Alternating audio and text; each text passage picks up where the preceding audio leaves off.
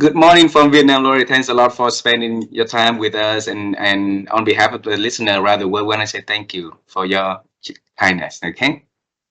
Absolutely. I'm so glad that we can connect, that technology can bring us together and that we can share stories together. Yes.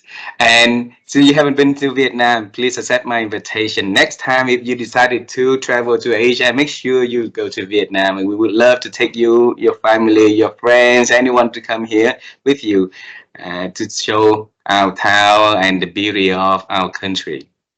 Yeah, I would love it. I'm always excited to learn more about people from different cultures, different backgrounds, different areas, because I haven't traveled internationally very much, and it just amazes me, you know, the similarities that you can have and be completely across the world, right? It's and from a perspective of faith, right? We all have we all have Jesus in common. So Yep. And for a little taste of our culture, it's a great honor if we can have you to share a little bit about who you are and the work you are doing. Can you do it first, please? absolutely. So currently, I am the executive director and CEO of Biblical Business Training, and that is a nonprofit based in St. Louis, Missouri, in the United States. And we help to provide biblical principles to people in the workplace.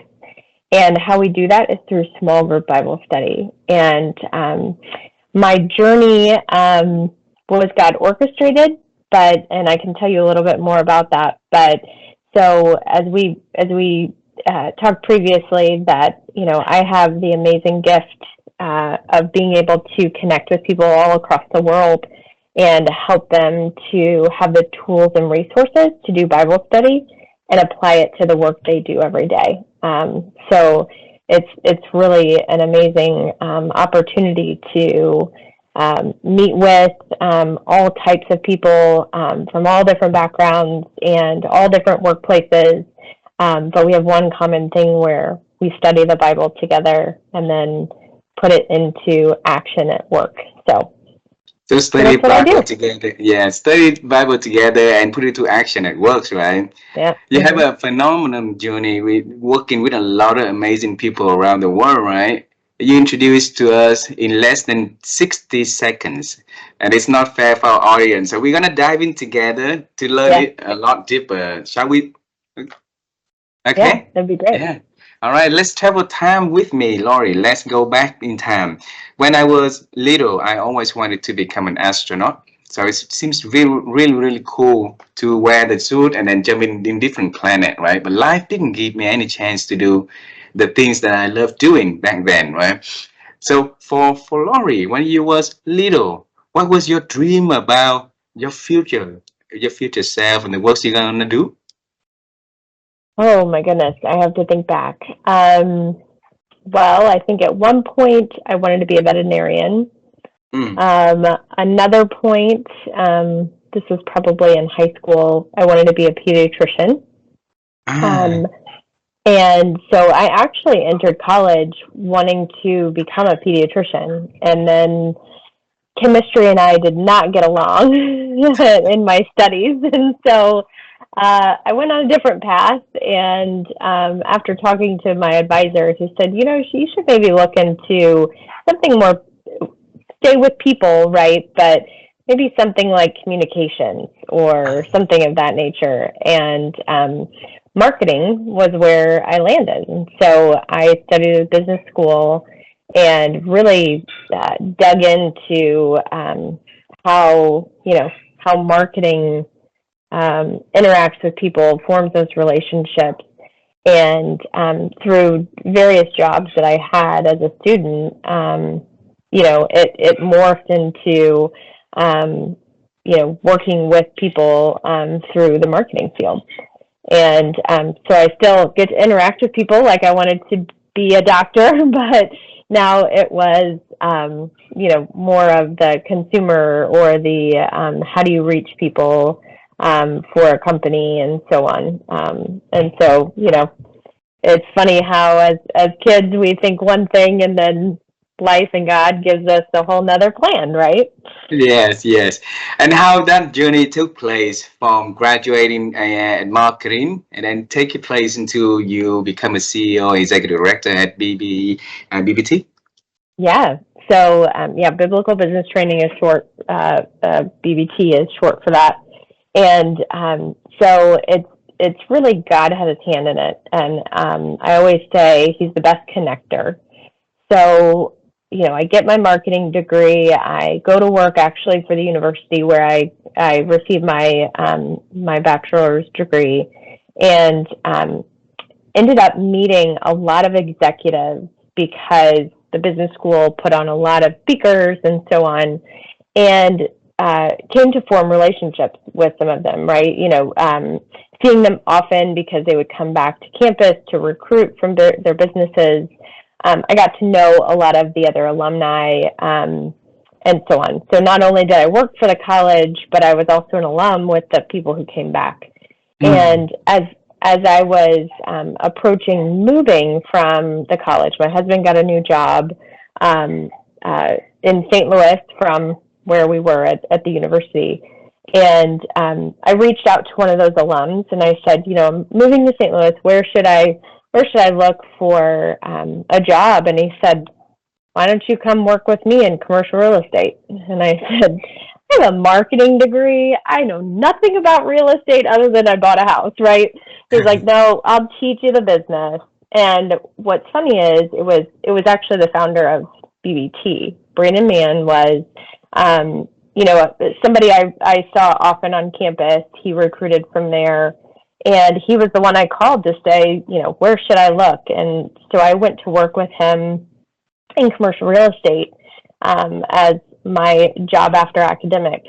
And what happened there was seeing him form the nonprofit called BBT today, and really just understanding how he was integrating his faith and work. And so I saw the inception of BBT as I was working within the commercial real estate landscape with him. And when God called him out of commercial real estate to start the nonprofit, that's a big step. And he would always say, well, you should come work for me at the nonprofit. And I would kind of laugh and say, that's your thing, not mine. I'm on the CMO track here, right? I want to get to the head of the marketing department here in commercial real estate. And it wasn't until, we were a regional firm for a long time, and then we merged with the coast to make more of a United States spread platform. And then we merged to become global, and it was a lot. And I was struggling to figure out what's next for me. And in that time, I was actually doing Bible study with Brandon, the founder's wife of BBT. And she was praying that she would transition to the next person who should take over marketing for the nonprofit that they helped to start. And I was praying to figure out what was next for me in my career. And Brandon came to me and said, you should really come work for me at BBT. And, through lots of prayer, and it was actually my husband who said, make the switch. Like, I think this is what God's calling you to do. And so that was almost 8 years ago in 2 days. So February of 2016, I left corporate America to work for BBT, the nonprofit.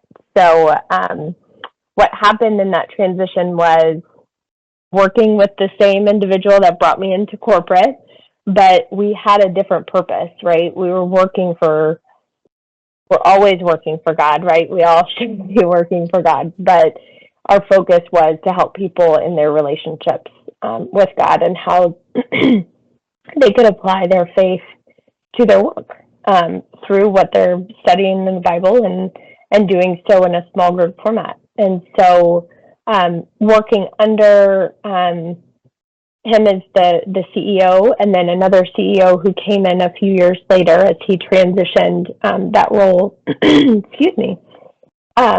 I learned from leadership. And, in a small nonprofit where there's 3 or 4 employees, you learn all the jobs because if someone's out sick or someone's out for whatever reason, you pick up where they left off. And so I kind of knew most of what the business was. I just wasn't the one signing on the on the line, right, for all the things that a leader does. And so it wasn't until let's see, 2021, the summer of 2021, when the second leader of BBT stepped away for another opportunity, that God tapped me on the shoulder and said, you can do this, right? You can lead this nonprofit. You've seen it from every angle. You've worn every hat, right? I saw it from inception. I was a participant in Bible study. I was a leader in Bible study. I came on as staff. I worked with both of the executive directors and CEOs before me.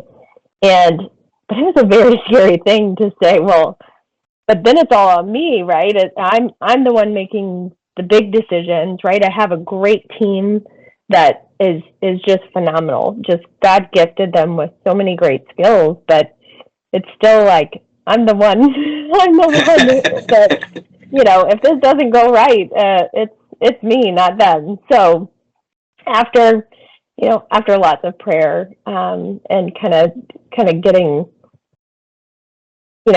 my bearings a little bit more, I was in the interview process and selected and really could hit the ground running, because there was no transition time of learning what BBT was, or understanding who are those that we serve and how do we raise funds and so on and so forth. I knew all of that. So the transition was very easy for me to make that switch. And it's just been a wonderful journey. Again, my team has changed a little bit. I have 2 new team members this year. So we're a team of 4, but they're just phenomenal. Totally gifted in all the areas that we need, but can work together and cross train. So it's just God put me on this path, right? He brought me to all these places, right? The change to marketing, hey, you're going to be in real estate. Oh, wait, you're going to be in a nonprofit now. And just trusting and having perspective, right? Looking back and saying, okay, I did this because I do this now at BBT, or, he really prepared me for such a time as this.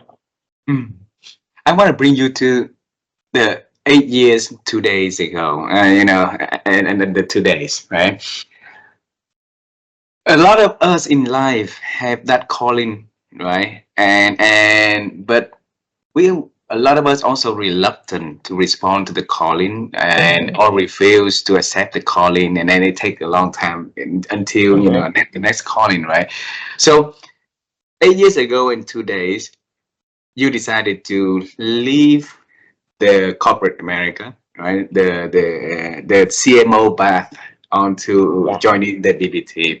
So we want to know, in that period, what was in your head, when you have to face with that calling. Yeah, thinking back, I'm not really sure what was in my head. I remember sitting down with my husband and saying, there's something missing. There's something missing in what I'm doing. No fault of the company. It's not my team. I just don't know what my purpose is anymore. I'm not walking into work feeling fulfilled. And so I really had, a moment of discernment of what do I want to do next. So I had this time of discernment and really thought and prayed about it with my husband of, what should I be doing? Is this, do I just stick this out and figure out that maybe I'm just in a funk, or do I have a change of career or a change of company and what have you? And what's funny is, again, it's God's timing, not mine, that, I'm discerning and I'm deciding, okay, I'm it was towards the end of the year. I think I had some time off, and I thought, well, I'm going to brush up my resume, see what's out there. If not, I can stay, right? Mm. Um, because I know what I'm doing. I like the people I work with. That the company is growing. There's no reason I have to leave, right? Mm. But as I brushed up my resume, it really helped me look deeper at what have I done, what can I do, what do I want to do, and through that process, really just trying to understand what God had gifted me with. And then it was in the new year that I got the phone call. As like I said, I was praying in Bible study about what do I do next. That Brandon and his wife through BBT called me to say, hey, we have a proposition for you. We think you should come work for us. Mm. And it was in that I still had discernment time. Brandon said, there's no rush in giving us a decision.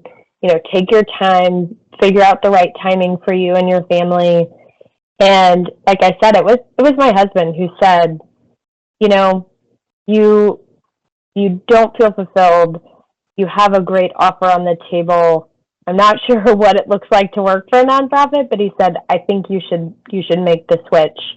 And it was really just looking at, where God was leading me, right? Mm. I probably would have applied a bunch of places and tried to figure out what I wanted, but God interjected and said, hey, you know what? We need you to make this change, and here's why. And so, it's one of those things where I do miss people I used to work with, but I've never really looked back.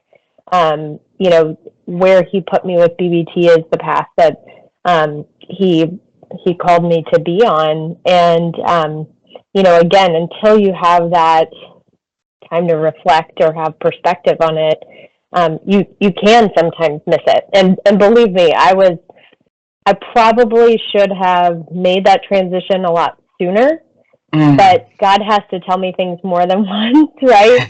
I had Uh-huh. a couple of interviews in the process where I was close. I could have taken the job, and I thought, something's just not right here. And again, it was that Holy Spirit saying, this isn't the right move, right?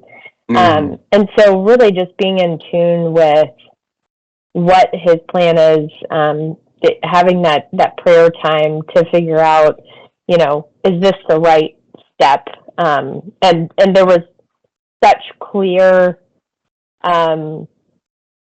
direction when it came to the BBT option Mm. that, mostly it was about timing. There was no rush, all those kind of things. But then I got to a point where I said, yeah, I just need to make this change. So, Wow. I bet that Brandon and his wife are having a lot of people in their networks, right? And so, did you ever talk to them and asking them and ask them why did they choose you for that position, and why did they choose you to join their organization? that is a great question. I've not asked them that direct question, but you bet I'm going to. My assumption, because not in so many words, they have shared this with me that, in working with Brandon in corporate, he saw the values I brought to Mm. work. He saw my work ethic. He saw my faith, right?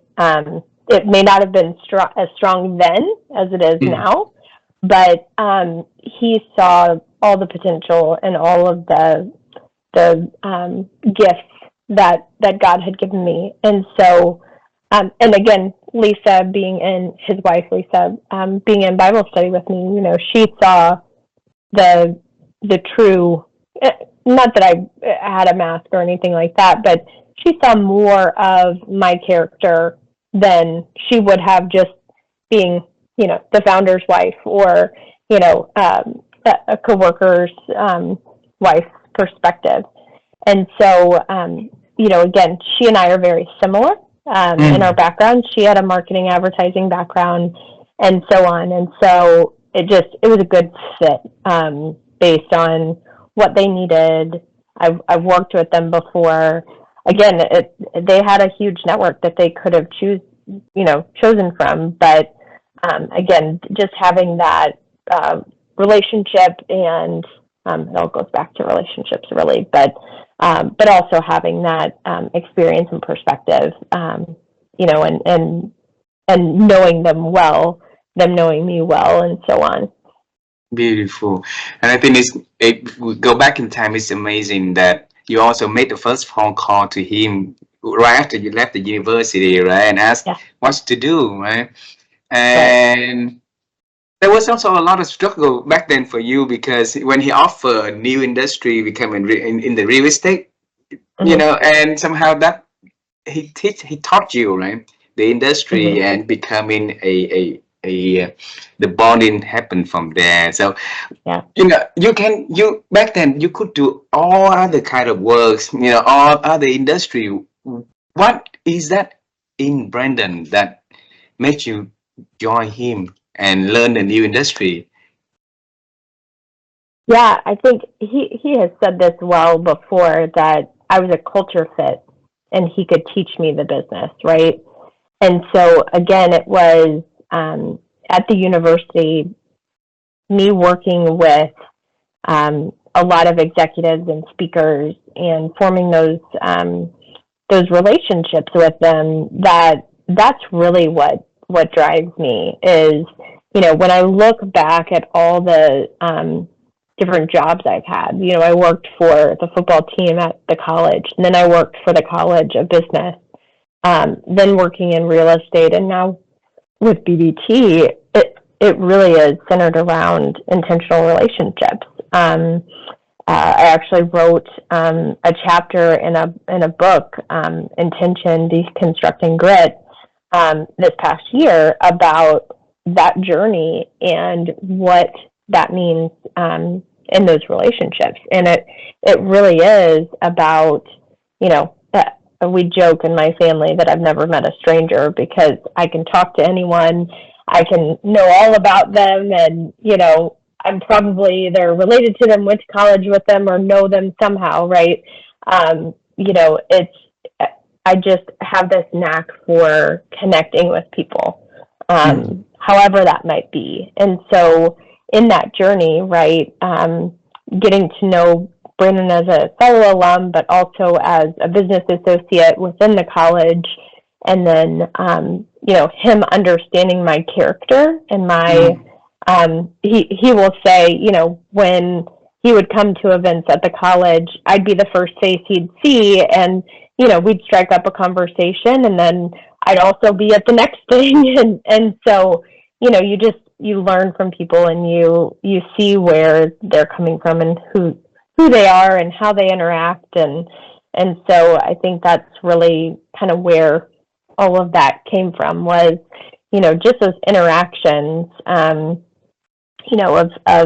of being there, and also just being intentional with people, and really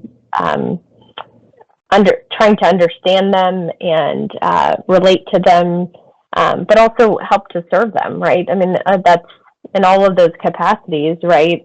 I was serving those who are coming either as speakers or coming to see the speakers, commercial real estate, right? I was in business development, so it was, we served the client, but I also have a team that I'm serving them with, providing them with the materials to serve that client.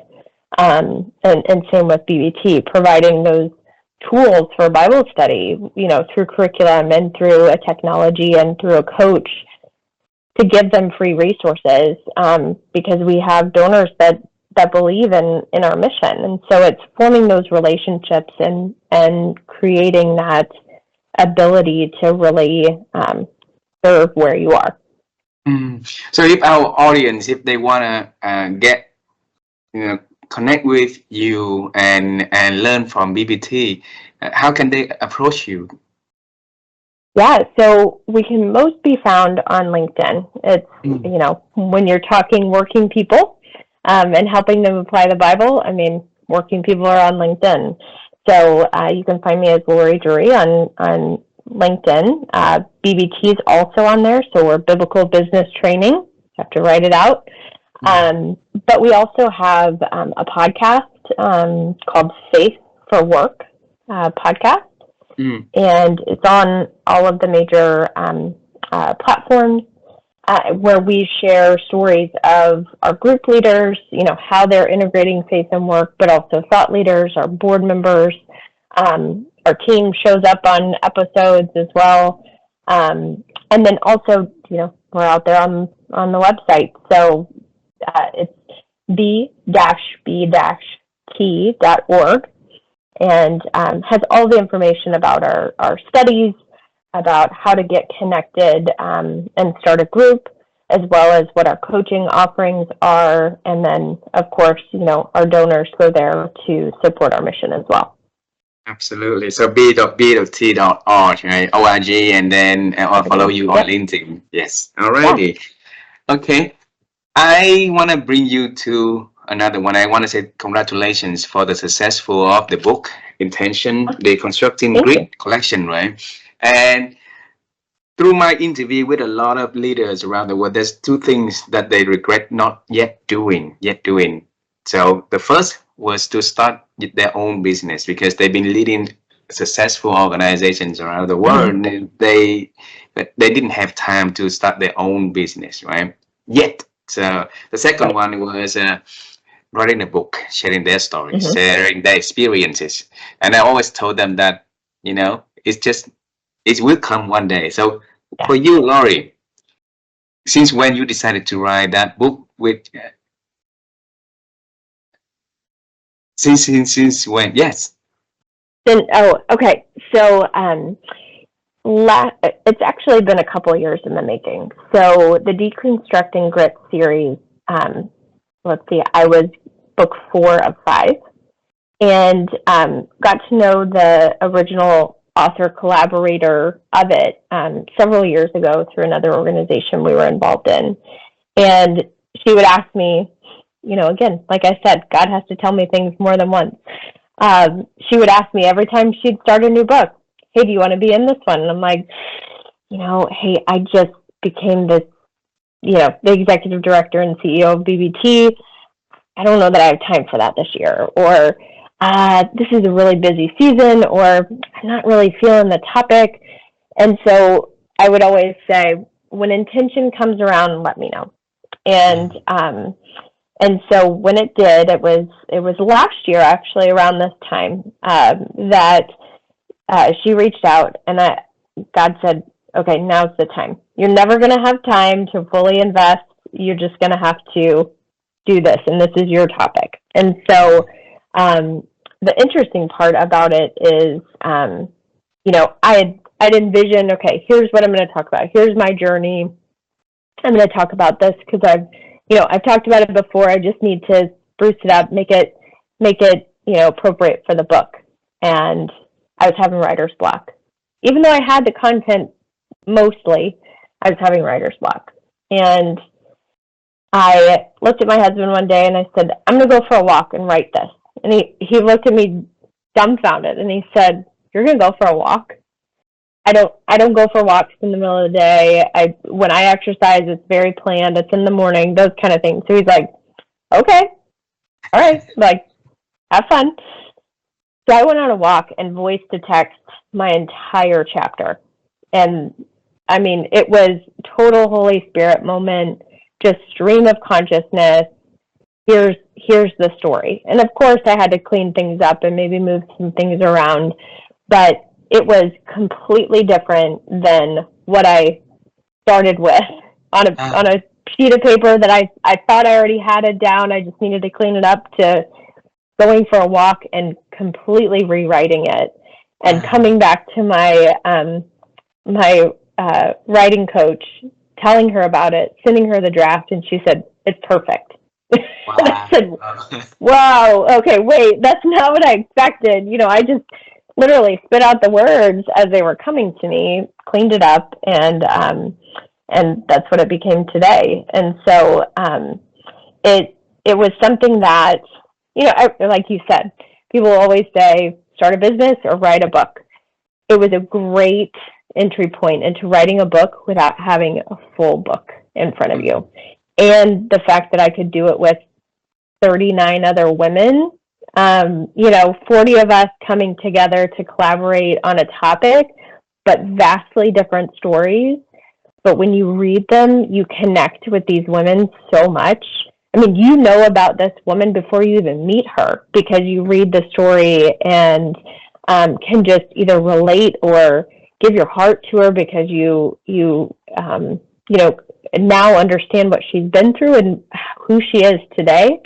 It was just an incredible journey. Plus the fact that you can become an international bestseller because you have this great collaboration of other authors coming together to promote this book. And so it's still a surreal process for me. Next week, I'm on a grit spiritual diversity panel with my fellow authors. I mean, it's just an incredible opportunity to connect with people and have more reach out there. I actually joke with my husband. You had mentioned, people want to start their own business. And I said that one time when we were having a kind of an annual couples retreat of what do you want to do in 5 years or in 10 years, those kind of questions.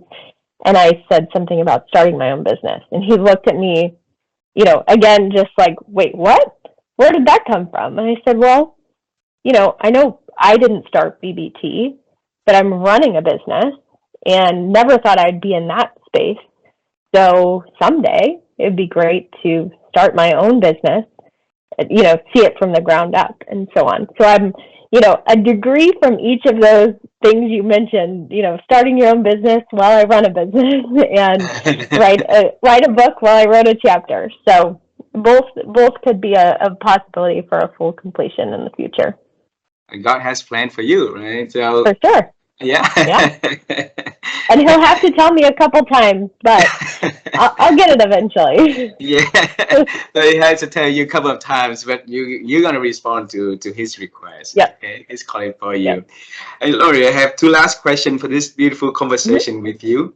And in this conversation, you mentioned the word thinking a lot. Think, right? My wife and I, we are a quest to help people to improve their ability to think.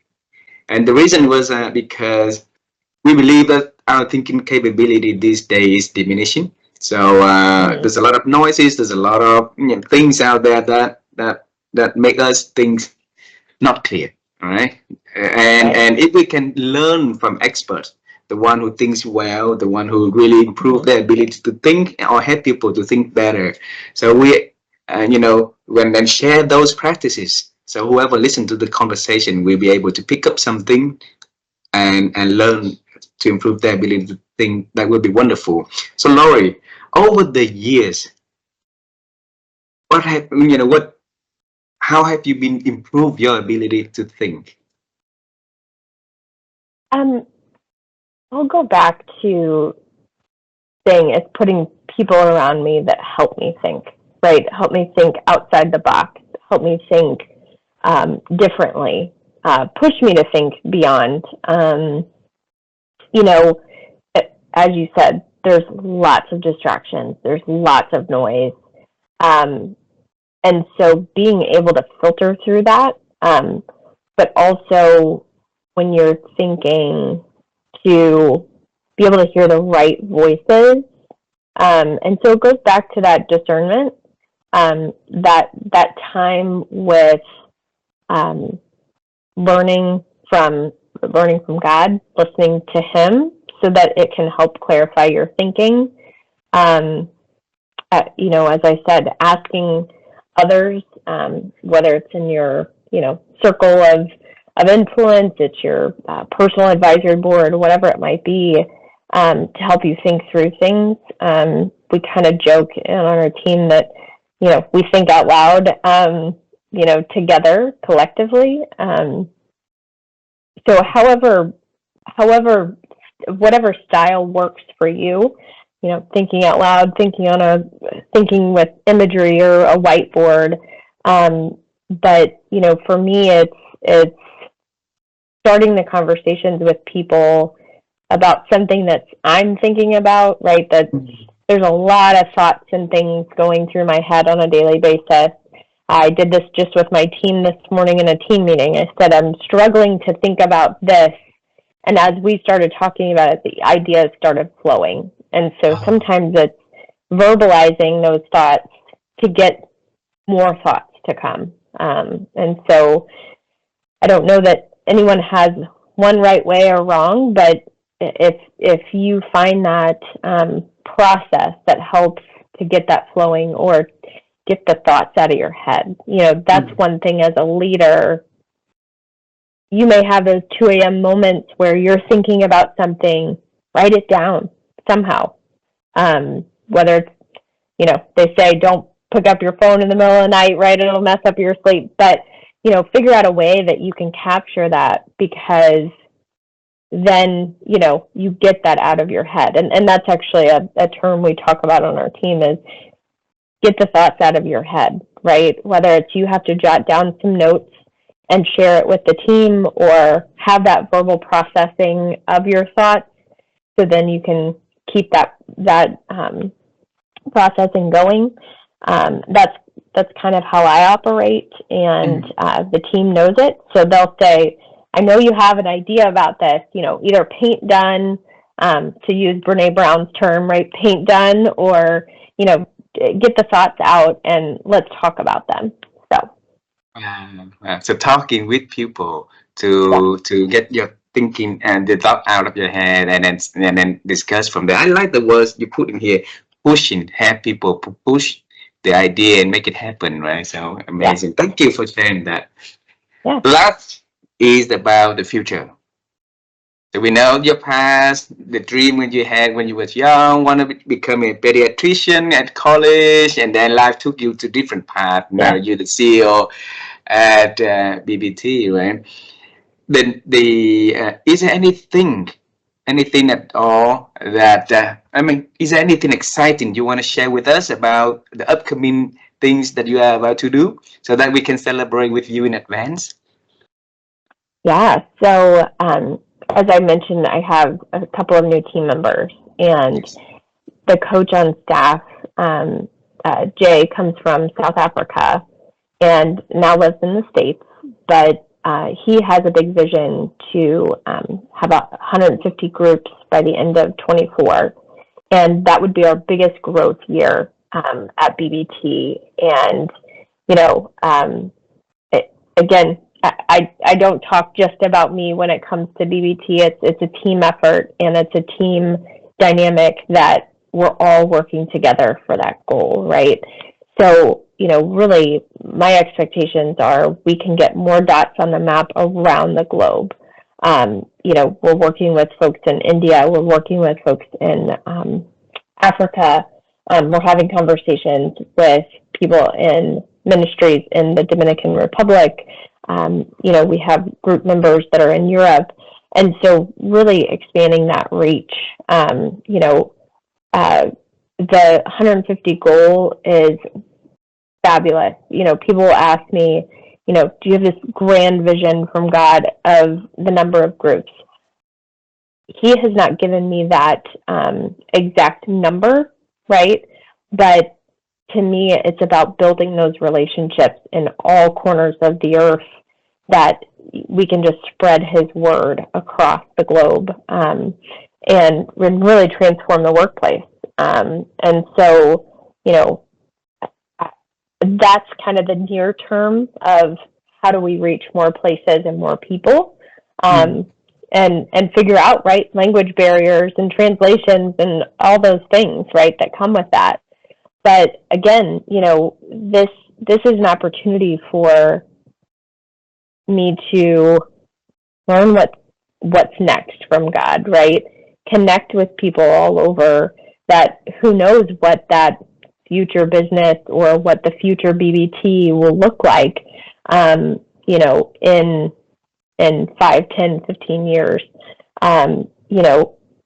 Because I know that in nonprofits, right, you do need to, we jokingly say we're like a startup every year, right? That there's always something new with technology or with reaching people or with how we use our social media campaign, that we always have to be innovative and think outside the box. Mm. Not that nonprofits don't think that way, but we're really born in a business setting, and so how do we keep that movement and that growth going? And how do we keep reaching? How do we stay on trend to connect with people and use technology to our benefit to reach across the world and serve our people? And so, again, there's no one, here's what you're going to be doing in 5 years, or here's this number of groups here, but it's how do we keep serving more and reaching further and, having great conversations with people like you halfway across the world. Wow. Thanks a lot for sharing that. And I wish that God will give you the strength, the support, and the wisdom to get BBT to the next level that you plan to do. Okay. And I'm sure it's going to happen. Thank you. Yeah. And so, trusting God, right? yes. And using his wisdom apply not only at work, at home also, right? So it's beautiful. Yeah. Lori, thanks a lot for the chance to connect. I really love to meet you and your husband and your family in person one day. So if the next trip we travel to America, I'll make sure that we go to pay you a visit. I would love that. That'd be wonderful. And if you travel, make sure you put Vietnam to your bucket list, please. All right. So, we meet for some reason. It's a God's arrangement. So absolutely, I would love to respond to that calling and give you guys a big hug. Well, and it sounds like I need to do travel like your wife does, of Australia and all the different places along the way, and just hit them all, right? Yeah. Hey, Lori, I want to say thank you again for spending your time joining and share your amazing story to our audience. And I would love to connect more often. I'll see you tomorrow for the event, right? And in the upcoming future, if you have any exciting events that you want to share with us in advance, I would love to share that in my community also. Okay. Absolutely. Yes, I would love that. Thank you for this opportunity, and I've enjoyed getting to know you, and I'm excited to hear more, from your audience. And I definitely want to stay connected more often. Yes. Make sure you ask Brandon the question. Brandon, yes, I will. Thank you for that. It's funny when you have someone ask you a question like that, and you're like, I never thought about that. And so, it's definitely, I'll ask him tomorrow if I see him. We share office space. So his for-profit company and us as a nonprofit, we share office space. And so it's fantastic that I get to see our founder and a lot of our board members on a regular basis. So it's truly a blessing. Okay. Yes. I need to go now, Lori, and I need to let you go also. It's late over there already, right? So say hello to your family and then give them a big hug for us. Okay? Yes, for sure. Bye-bye. Blessings. Thank you. Blessing. Bye. Bye-bye.